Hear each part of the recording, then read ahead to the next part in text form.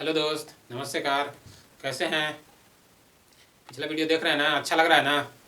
ये उससे भी ज़्यादा अच्छा है, इसमें ज़्यादा डिस्कशन है। कुछ नहीं, आपको खाली रिवाइज करना है हर बार। आप अगर समय दे रहे हैं तो कुछ नया यहाँ सिखाएंगे और सीख के जाइएगा आप लोग।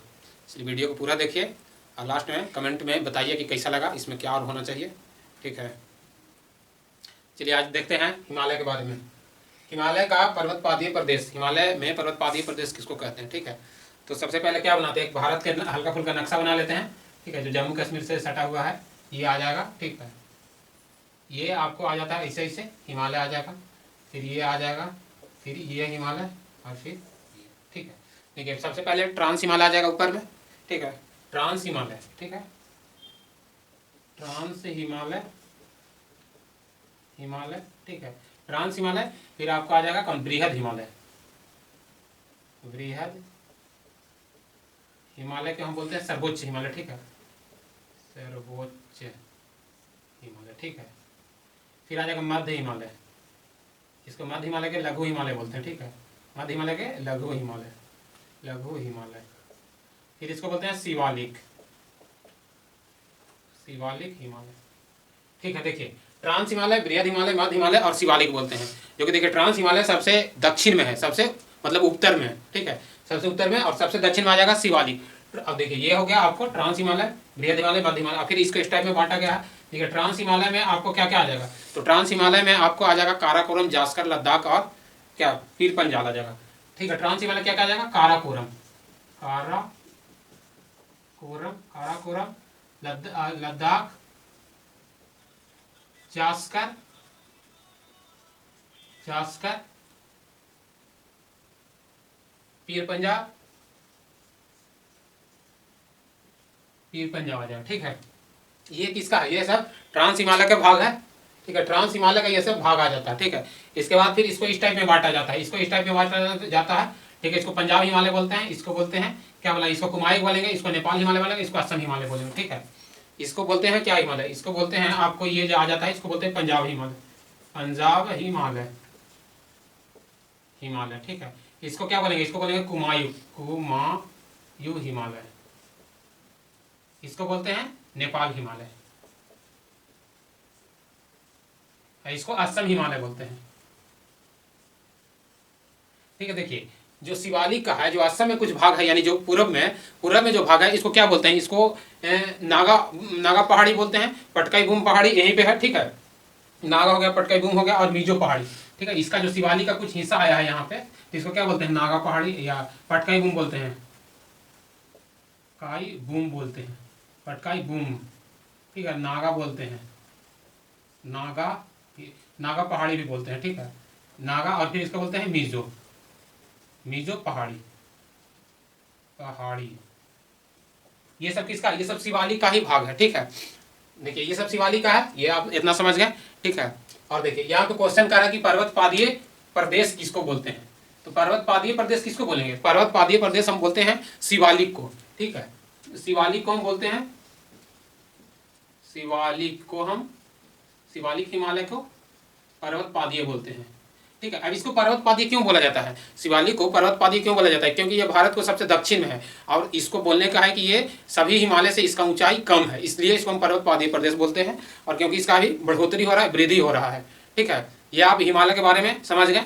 और देखिए यहीं से सवाल पूछता है, ठीक है, कि ट्रांस हिमालय में कौन कौन है, या फिर कुमायूं हिमालय कहाँ पे है, नेपाल हिमालय कहाँ पे है, असम हिमालय, ये सब लगातार ये इसके, हाँ ये आपको पश्चिम से पूर्व दिशा की ओर जा रहा है, पंजाब, कुमायूं, नेपाल और असम। ठीक है, और ये फिर उत्तर से दक्षिण की ओर है, ट्रांस, बृहद, मध्य और शिवालिक। ट्रांस हिमालय के भाग हो गया काराकोरम, लद्दाख, जास्कर और पीर पंजाल, ये सब आता है। कभी और मौका मिलेगा तो और इसे भी अच्छा बता देंगे, जो कि नदी वगैरह है। और फिर ट्रांस हिमालय में क्या क्या आता है, कुमायूं हिमालय में क्या क्या आ जाता है। ठीक है, और देखिए भारत का सबसे बड़ा रबर उत्पादक राज्य, भारत का सबसे बड़ा रबर उत्पादक राज्य आपको कौन हो जाएगा, तो रबर उत्पादक राज्य हो जाएगा आपको केरल आ जाएगा। ठीक है, क्या आ जाएगा? केरल, केरल राज्य, केरल राज्य आ जाएगा। ठीक है, केरल राज्य आ जाएगा। देखिए, और जो रबर का जो कारखाना खोला गया था भारत में, कब खोला गया था, तो 1955 में खोला गया था। कहाँ पे? बरेली में। ठीक है, यानी कारखाना, यानी स्थापना हुआ था, स्थापना बरेली में, बरेली, बरेली यूपी में। ठीक है, ये यूपी में हो गया क्या, 1955 में। ठीक है, 1955 ईस्वी में। ठीक है, देखिए एक ये सवाल है, आम्ल क्या है? आम्र वर्षा, ठीक है। आम्र वर्षा किसको बोलते हैं? आम्र वर्षा कब होता है या किसको बोलते हैं? तो आम्र वर्षा होता है जो जिस टाइम आम जब फलता फूलता है तो उस टाइम पकता है, उस टाइम होता है। तो उस टाइम क्या हो जाता है? यानी मार्च और अप्रैल के मंथ में होता है, जो चक्रवाती हवा चलता है ना उसके कारण, ठीक है। तो आम्र वर्षा कब हो जाएगा? तो आम्र वर्षा आपको हो जाएगा मार्च और अप्रैल, मार्च अप्रैल माह में चक्रवाती के कारण, के चक्रवाती हवा जब चलता है तब, चक्रवाती हवा, चक्रवाती आंधी, ठीक है। तो ये आम्र वर्षा होता है बिहार और क्या, बिहार और पश्चिम बंगाल में, ठीक है। बिहार और पश्चिम बंगाल आ जाएगा, ठीक है। पश्चिम बंगाल, ठीक है। आम्ल वर्षा हो जाएगा आपको मार्च अप्रैल के महीने में होता है जब चक्रवाती तूफान चलता है, ठीक है। तो उस टाइम क्या होता है? आम पकता है, ठीक है। और ये बिहार और पश्चिम बंगाल में ज़्यादा होता है। और देखिए आगे है पूर्व एवं पश्चिम घाट का मिलन स्थल। देखिए पूर्व और पश्चिम घाट के मिलन स्थल क्या है, ठीक है। देखिए पूर्व और पश्चिम घाट के मिलन, तो पूर्व और पश्चिम घाट के एक छोटा सा हम आपको नक्शा दर्शा देते हैं, ठीक है। ये हो जाता है, ठीक है, इस टाइप में, ठीक है। देखिए पूरब और पश्चिम घाट कहाँ पे आके मिलता है? तो पूरब और पश्चिम घाट नीलगिरी पर्वत पे मिलता है, ठीक है। ये आपको है ऐसे ऐसे आलिया ये आ जाए, ठीक है। देखिए जो पश्चिमी घाट है, तो पश्चिमी घाट कहाँ? गुजरात, महाराष्ट्र और केरल होते हुए आपको तमिलनाडु में आता है। और इधर जो पूर्वी घाट है उड़ीसा होते हुए, उड़ीसा आपको हिमालय उड़ीसा आंध्र प्रदेश होते हुए ये आ जाता है तमिलनाडु में, ठीक है। ये तमिलनाडु में आ जाएगा, ठीक है। देखिए ये अब इसको मोटा मोटी बोल सकते हैं, ये गुजरात से होते हुए यानी पश्चिमी घाट,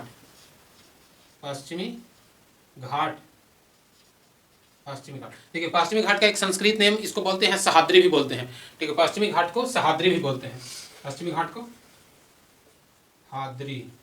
सहाद्री भी बोलते हैं, ठीक है। देखिए पश्चिमी घाट और पूर्वी घाट के जो मिलन बिंदु है वो नीलगिरी पर्वत पे है। कहाँ पे है? नीलगिरी पर्वत पे। यहाँ पे आ जाएगा आपको नीलगिरी पर्वत,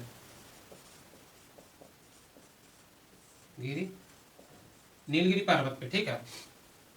देखिए पूरब, जो पूरब है वो पूरब कहाँ से कहाँ चलता है? तो पूरब आपको आ जाएगा आपको उड़ीसा से लेकर तमिलनाडु तक, ठीक है। देखिए और ये हो गया, और इसमें आपको क्या आ जाएगा? और इसमें विशेष में आपको आ जाएगा कि जो नीलगिरी है, जो नीलगिरी पहाड़ी पे कहाँ पे रहता है ये आपको जानना है, ठीक है। देखिए नीलगिरी, यहाँ पे जो घाट है, ठीक है, भोर घाट, पाल घाट, दर्रा जिसको बोलते हैं, ठीक है। तो यहाँ पे दर्रा आ जाएगा, यानी जो पश्चिमी घाट में आ जाता है भोर घाट, दर्रा, भोर पाल और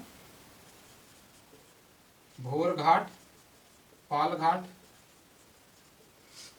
भोर घाट, पाल घाट, और एक आ जाता है क्या आ जाएगा? भोर घाट, पाल घाट, और एक और आपको दर्रा आ जाएगा थाल घाट, ठीक है,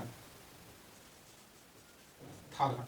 ये जो तीनों है दर्रा, ये आपको पश्चिमी घाट में आ जाता है। थाल घाट, भोर घाट और पाल घाट, दर्रा, ये आ जाएगा आपको पश्चिमी घाट में, ठीक है। देखिए नीलगिरी है, नीलगिरी के सबसे जो दक्षिणतम अति है, यहाँ पे एक इलायची की पहाड़ी है, ठीक है। क्या इसको बोलते हैं? कार्डेमम हिल बोलते हैं। इलायची की पहाड़ी को कार्डेमम हिल, सबसे दक्षिणतम। लेकिन इससे भी एक दक्षिण बिंदु है जिसको क्या बोलते हैं? हिमाद्री बोलते हैं, ठीक है। सबसे जो दक्षिणतम है उसको हिमाद्री बोलते हैं। और एक बार ये पूछा था बीपीएससी में कि सबसे दक्षिणतम जो पहाड़ी है उसको क्या? कार्डेमम की हिल है, ठीक है, जो इलायची की पहाड़ी बोलते हैं, ठीक है। यहाँ पे आपको आ जाएगा कार्डेमम हिल, कार्डेमम हिल, इसको इलायची की पहाड़ी बोलते हैं, इलायची की पहाड़ी, ठीक है। और इसका जो एक यहाँ पे है जो यानी भारत के सबसे दक्षिणतम मुख्य बिंदु में है, जो इसको बोलते हैं हिमाद्री, जो इसको क्या बोलते हैं? इसको बोलेंगे महेंद्रगिरी, ठीक है। यहाँ पे है जो है महेंद्रगिरी, ठीक है। ये सबसे दक्षिणतम बिंदु है, यहाँ पे है जो कि महेंद्रगिरी है, ठीक है। और देखिए और इसमें और ऐसा कुछ नहीं है। देखिए जो नेपाल के नीलगिरी का सबसे ऊंचे चोटी को दोदा बेटा बोलते हैं, ठीक है। क्या इसको बोलते हैं? दोदा बेटा, ठीक है, दोदा बेटा, ठीक है। और देखिए और आगे में आ जाएगा पश्चिम दिशा की ओर प्रवाहित होने वाली नदियां। देखिए जो नदी है पश्चिम दिशा की ओर प्रवाहित होती है, ठीक है। देखिए पश्चिम दिशा की ओर प्रवाहित होने वाली नदी कौन कौन है, ठीक है। तो पश्चिम दिशा की ओर प्रवाहित होने वाली नदी आपको कौन कौन आ जाएगा? जो पश्चिम दिशा की ओर प्रवाहित होगा कहाँ जाके गिरेगा? तो अरब सागर में गिरेगा, ठीक है। जो पश्चिम दिशा की जो पश्चिमी घाट से जो आता है, देखिए जो पश्चिम दिशा की ओर प्रवाहित होने वाली नदी है, पश्चिम दिशा की ओर प्रवाहित होगा तो कहाँ? अरब सागर में गिरेगा। कहाँ गिरेगा? अरब सागर में, ठीक है, सागर में। अब अरब सागर में यानी पश्चिम दिशा की ओर प्रवाहित होने वाली नदी में आपको कौन कौन आ जाएगा? तो पश्चिम दिशा की ओर प्रवाहित होने वाली नदी ताप्ती आ जाएगा, ताप्ती, ठीक है, ताप्ती, नर्मदा, नर्मदा, सरस्वती,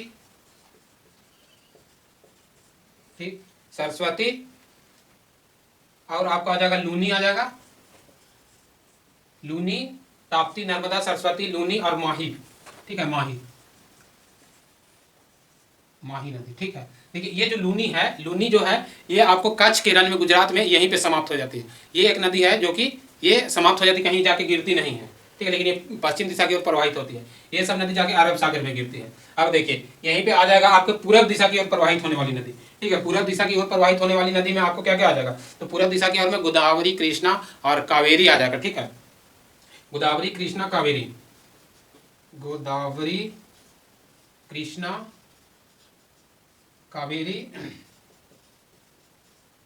कावेरी, और एक उड़ीसा में जब आता है महानदी, ठीक है, क्या आ जाएगा? महानदी, महानदी, ठीक है। देखिए ये जो गोदावरी है वो दक्षिण भारत की, इसको गंगा कहा जाता है क्योंकि यह सबसे बड़ा नदी है दक्षिण की ओर, ठीक है। और दूसरा में आ जाता है आपको कावेरी नदी आ जाएगा, सबसे बड़ा ये हो जाएगा, इसके बाद ये कावेरी आ जाता है, ठीक है। और देखिए और आपका आ जाएगा बिहार की सीमा में लगने वाले राज्य की संख्या। देखिए बिहार जो है, बिहार से कौन कौन राज्य सीमा बनाता है? तो आप देखिए एक बिहार के नक्शा हल्का सा बना लेते हैं, ठीक है। देखिए बिहार का नक्शा एक बना लेते हैं हल्का सा, ठीक। देखिए बिहार का एक नक्शा इस टाइप में आ जाएगा,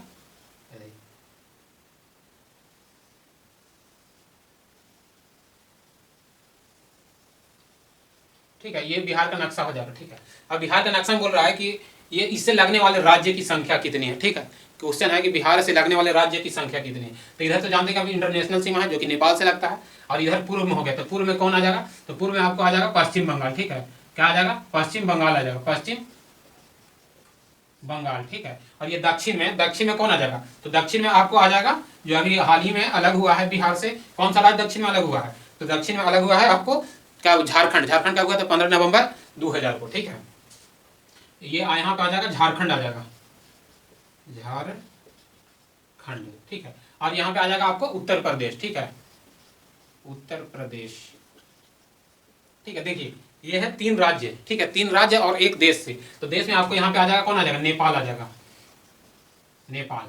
अब इसको थोड़ा सा एक मोटा मोटी जान लीजिए कि जिला भी कितना सटता है, ठीक है। तो नेपाल से कितना जिला सटेगा? तो नेपाल से आपको 7 जिला सटेगा, नेपाल से जिला की संख्या 7 हो जाएगा, जो कि नेपाल से सटता है। और उत्तर प्रदेश से 8 जिला, ठीक है, 8 जिला।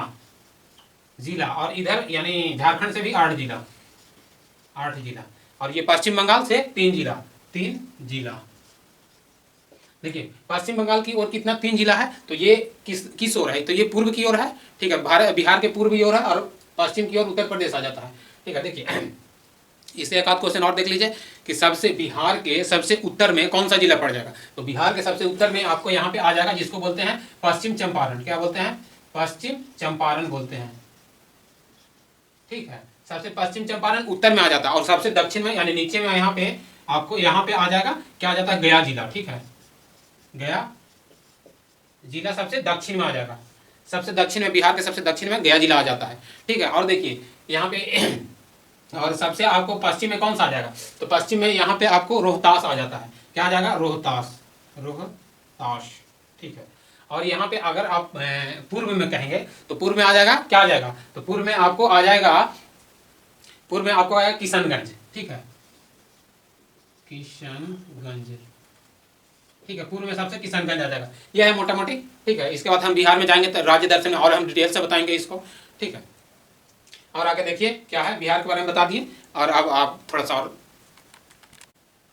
देखिए, टाटा लौह इस्पात कारखाना को अयस्क कहाँ से मिलता है? अयस्क यानी क्या? धातु। टाटा जो लौह अयस्क है उसको कहाँ से धातु मिलता है? तो सिरभूम से मिलता है। कहाँ से मिलेगा? सिरभूम से।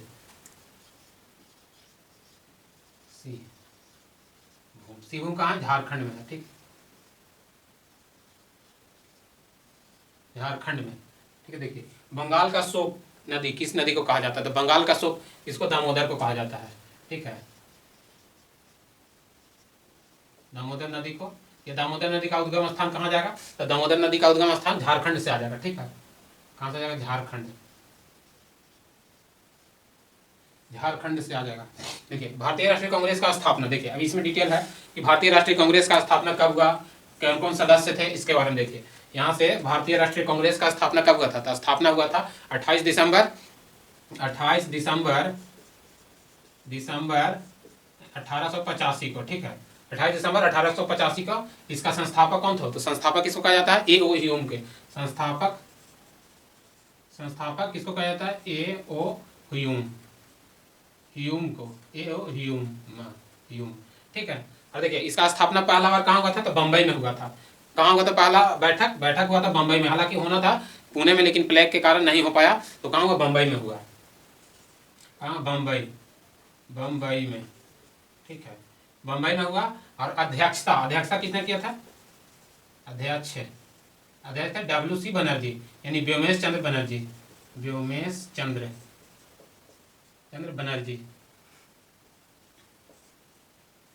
ठीक है व्योमेश चंद्र बनर्जी। और देखिए बैठक में सबसे पहले इसमें कितने सदस्य थे, तो इसमें 72 सदस्य थे।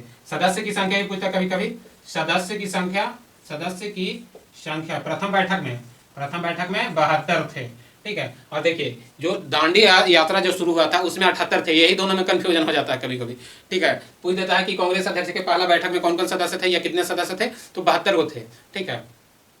और देखिए इसको ये हो गया, देखिए और इसमें पूछता है कि प्रथम मुस्लिम अध्यक्ष कौन थे, तो बदरुद्दीन तैयबजी, प्रथम मुस्लिम अध्यक्ष, यानी प्रथम मुस्लिम अध्यक्ष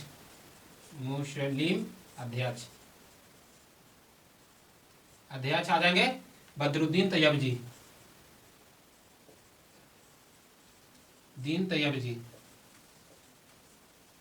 बदरुद्दीन तैयबजी, ठीक है। और देखिए इसमें ये पूछता है कि प्रथम महिला अध्यक्ष कौन थी, तो प्रथम महिला अध्यक्ष आ जाएगा, प्रथम महिला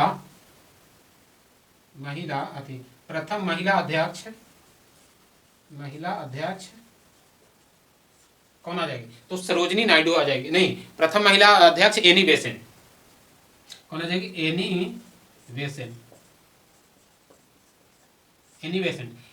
कब की थी, तो एनी बेसेंट की थी कोलकाता में अध्यक्ष कब किए थे, कोलकाता में 1917 में, कोलकाता 1917 में, ठीक है ये। और अगर इसी में पूछ देगा कि प्रथम भारतीय अध्यक्ष कौन थी, यानी कांग्रेस के प्रथम भारतीय अध्यक्ष, तो प्रथम भारतीय अध्यक्ष में आ जाएगा, प्रथम भारतीय महिला अध्यक्ष में सरोजिनी नायडू आ जाएगी। कौन आ जाएगी, सरोजनी नायडू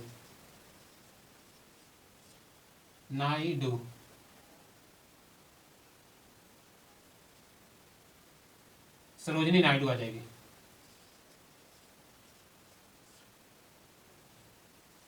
ठीक है सरोजनी नायडू आ जाएगी। देखिए ये सरोजनी नायडू कब की थी, तो सरोजनी नायडू की थी ये आपको 1925 में कानपुर में, ठीक है। ये कब की थी, 1925 में कानपुर में, ठीक है कानपुर में की थी। और देखिए एक और अध्यक्ष जो बार बार पूछता है कि कांग्रेस के प्रथम अंग्रेज अध्यक्ष कौन थे, तो अंग्रेज में जॉर्ज यूले आ जाएंगे, अंग्रेजी अध्यक्ष जॉर्ज यूले,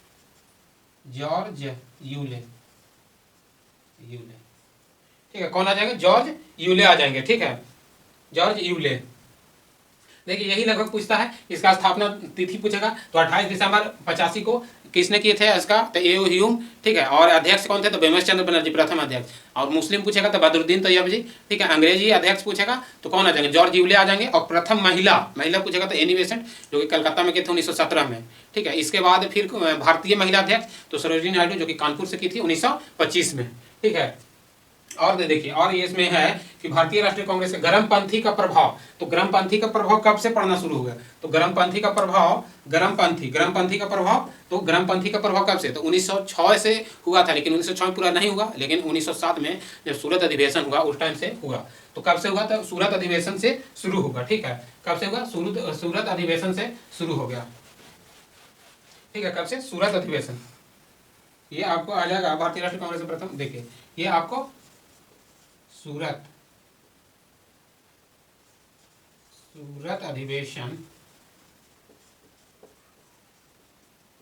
सूरत अधिवेशन कब हुआ था? 1907 में। ठीक है, 1907 में। और इसका अध्यक्षता किसने किए थे? तो रास बिहारी घोष ने। इसका अध्यक्षता किसने किए थे? तो अध्यक्षता किए थे, अध्यक्षता रास बिहारी घोष। देखिए यहाँ पे लेते हैं, रास बिहारी घोष। देखिए बार बार पूछता है कि सूरत अधिवेशन की अध्यक्षता किसने किए थे? तो रास बिहारी घोष ने किए थे। ठीक है, देखिए इसमें गरमपंथी के सदस्य कौन कौन थे? तो गरमपंथी के सदस्य में आपको आ जाएंगे, देखिए गरमपंथी के सदस्य में आ जाएंगे लाल बाल पाल के अलावे एक और थे, जिनको बोला जाता है अरविंदो घोष। ठीक है, ये कौन आ जाएंगे गरमपंथी में? गरमपंथी में 4 आ जाएंगे। गरमपंथी में गरमपंथी में आ जाएंगे 4 को। देखिए गरमपंथी के सदस्य, देखिए गरमपंथी के सदस्य थे, तो गरमपंथी के सदस्य कौन थे? तो 4। कौन कौन थे? तो लाल बाल पाल यानी लाला लाजपत राय, लाला लाजपत राय। ठीक है, एक हुए। दूसरा बाल गंगाधर तिलक, बाल तिलक। और दूसरा विपिन पाल, विपिन चंद्र पाल, विपिन चंद्र पाल, विपिन चंद्र पाल। ठीक है, यही हुआ लाल बाल पाल। और देखिए एक और थे अरविंदो घोष। ठीक है, कौन थे? अरविंदो घोष थे, अरविंदो घोष। ठीक है, ये थे। और देखिए बाल गंगाधर तिलक को क्या बोला जाता है? तो लोकमान तिलक भी बोला जाता है। ये पूछता है कि लोकमान तिलक किसको बोला जाता है? तो लोकमान तिलक किसको बोला जाता है? बाल गंगाधर तिलक को लोकमान्य। लोकमान्य, लोकमान्य किसको कहा जाता है? बाल गंगाधर तिलक को। और देखिए एक और इसी में पूछता है कि जो है जयप्रकाश नारायण को क्या कहा जाता है? तो लोकनायक। ठीक है, ये आ गया लोकनायक। लोकनायक किसको कहा जाता है? तो जयप्रकाश नारायण का। इसमें कंफ्यूजन हो जाता है। ठीक है, तो यहाँ पे लिख देते हैं लोकनायक। लोकनायक, लोकनायक किसको कहा जाता है? तो जेपी, जयप्रकाश नारायण के, जयप्रकाश नारायण को। ठीक है, ठीक है, ये है। ठीक है, गरमपंथी देखिए 1907 में सूरत अधिवेशन हुआ, इसका अध्यक्षता किसने किया? तो रास बिहारी घोष ने। और गरमपंथी के नेता कौन कौन थे? तो लाला लाजपत राय, बाल गंगाधर तिलक और विपिन चंद्र पाल के साथ अरविंद घोष। ठीक है, और देखिए बाल गंगाधर तिलक को हम लोकमान्य कहते हैं और लोकनायक जयप्रकाश नारायण को कहा जाता है। ठीक है, ये विशेष हुआ। और देखिए भारतीय राष्ट्रीय सेना की स्थापना। ठीक है, देखिए भारतीय राष्ट्रीय सेना की स्थापना कब हुआ था? तो भारतीय राष्ट्रीय आपको सेना की स्थापना आपको कब हुआ था? तो 1 सितंबर 1942 को कैप्टन मोहन सिंह की अध्यक्षता में। ठीक है, देखिए भारतीय राष्ट्रीय सेना, या फिर इसको बोलते हैं नेशनल, क्या इसको बोल सकते हैं? इसको बोल सकते हैं नेशनल हिंद फौज, आजाद हिंद फौज। ठीक है, आजाद हिंद फौज, भारतीय राष्ट्रीय कांग्रेस, भारतीय राष्ट्रीय सेना का स्थापना हुआ था आपको 1 सितंबर 1942 को। 1 सितंबर 1942 को किसने किया था? तो कैप्टन मोहन सिंह ने, कैप्टन मोहन सिंह, ठीक है, कैप्टन मोहन सिंह ने किए थे 1 सितंबर 1942 को। तो ये कहाँ से किए थे? तो ये टोक्यो से किए थे। ठीक है, जो कि जापान की राजधानी है। जापान 4 द्वीप पर बटा हुआ है। ये भी पूछता है कि कौन सा सबसे उसका बड़ा द्वीप है। ठीक है, देखिए और एक सवाल है कि भगत सिंह, सुखदेव और राजगुरु को फांसी दिया गया था। तो ये भी बहुत अच्छा सवाल है। भगत सिंह, राजगुरु और सुखदेव को फांसी कब दिया गया था? ठीक है, तो इनको दिया गया था मार्च में, दिया गया था मार्च 1931 में। ठीक है, कब दिया गया था? तो इनको दिया गया था मार्च 1931 में। लेकिन मार्च 1931 में इनको दिया गया था लाहौर षड्यंत्र के लिए दिया गया था, ना कि बम फेंकने के कांड में दिया गया था। हालांकि बम फेंकने के बाद ही कांड हुआ था, इनको फांसी दिया गया था, लेकिन इसके लिए बम फेंकने के लिए नहीं दिया गया था, लाहौर षड्यंत्र के लिए दिया गया था। ठीक है, ये बार बार पूछता है कभी कभी कि किस लिए फांसी दिया गया था? तो ये लाहौर षड्यंत्र के लिए, लाहौर षड्यंत्र के लिए, षड्यंत्र के लिए। ठीक है, लाहौर षड्यंत्र के लिए दिया गया था मार्च, यानी 23 मार्च को दिया गया था। ठीक है, और देखिए लंदन में जनरल डायर की किसने गोली मारी थी? अभी जो 67वीं हुआ उसने पूछा था। ठीक है, कि लंदन में जनरल डायर की गोली किसने मारी थी? तो किसने मारी थी? तो उधम सिंह ने मारे थे। किसने मारा था? उधम सिंह ने। उधम सिंह ने, देखिए उधम सिंह थे, कौन थे? तो उधम सिंह एक क्या थे? ये एक कार्यकारी अध्यक्ष थे। ठीक है, और ये पंजाब के थे, पंजाब के रहने वाले थे। उधम सिंह एक कार्यकारी अध्यक्ष थे। ये पंजाब के रहने वाले थे, पंजाब के रहने वाले थे। ठीक है, पंजाब के रहने वाले थे। ठीक है, आज इतना ही तक रहने देते हैं। ठीक है, इसके बाद फिर और लाएंगे जो विस्तार से बताएंगे। ठीक है, वीडियो देखने के लिए धन्यवाद।